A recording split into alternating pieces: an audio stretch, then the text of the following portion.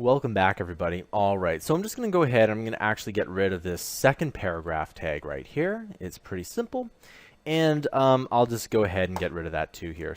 And we'll test everything, and everything still works. Okay, now in this tutorial, what I'm going to do is I'm going to talk to you about something called variables. Now, I've told you that the function is like a box of code, and that box of code will do something. But if you could imagine a box of code with a whole bunch of other boxes that hold certain values, okay? And these values don't necessarily run code. All they do is they're like numbers and names or something like that, okay?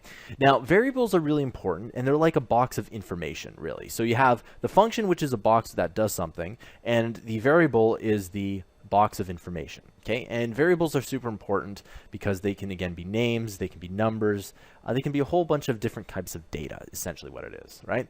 So the first thing we're going to do, in order to actually call a variable, all we need to do is type in var, okay?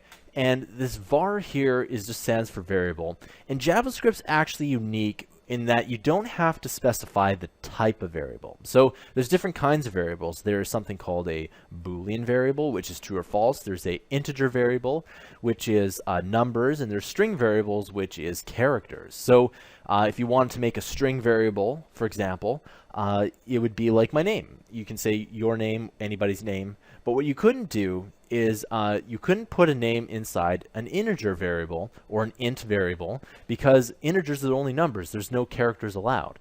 And you couldn't put a number inside a Boolean variable because a Boolean's only true or false.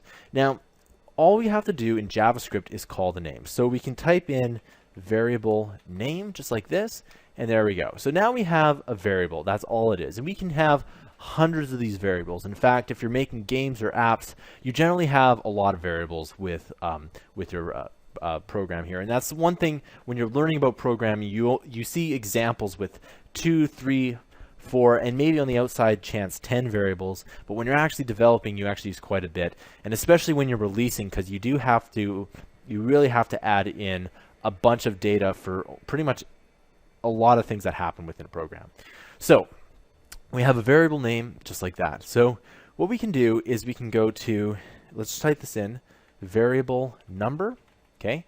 And we'll type this again, we'll call this variable name. And you see I'm putting semicolons at the end of this, and there we go. So the thing is that these variables are the same thing right now. They're just variables, they're just boxes, okay? We'll assign colors to these boxes, okay? So these are both a blank cardboard colored box, okay? But as soon as we do this, and it's called initializing variables, we type in equals 0, okay?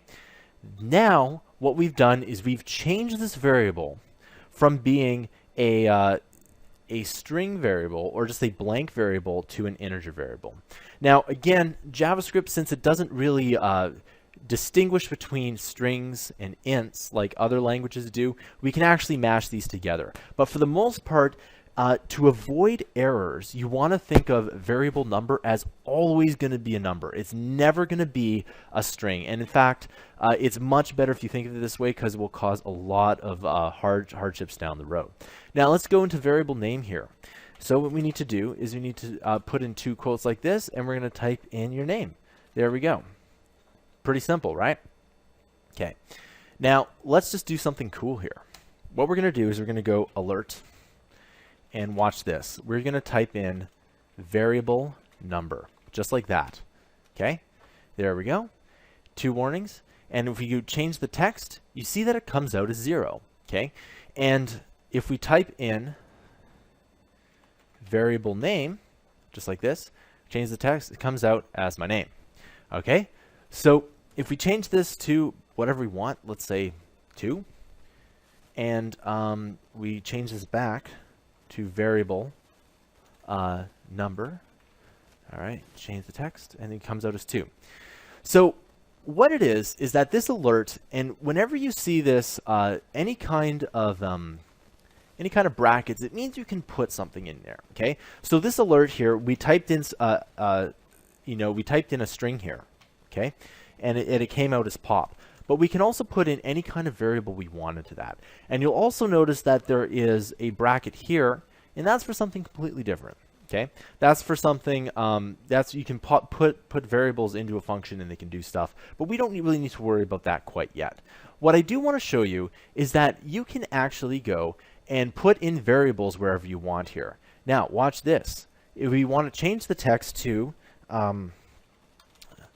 variable name, just like this, we change the text, and you can see that this is undefined here, and the reason is that I didn't put anything there. So let's just go ahead and put pop here, okay? And you'll also notice that when we do this here, pop, it does change to variable name, okay? So I'll just go ahead and delete this here, and you'll see here that if I just expand this out a bit, it'll be a little bit easier to look at. So what you'll see is you see the document.getElementID, paragraph text, inner HTML, equals to the variable name, or we can make it even to variable number, okay? Just like that. And if we change the text, it changes to 2. Okay, and so that's essentially how you use variables. Again, variables are really important because they can take in anything. For example, if you're making a calculator app, you can take in the variable that was typed in and then add it to something, which I'll show you in the next tutorial. I'll see you guys next time.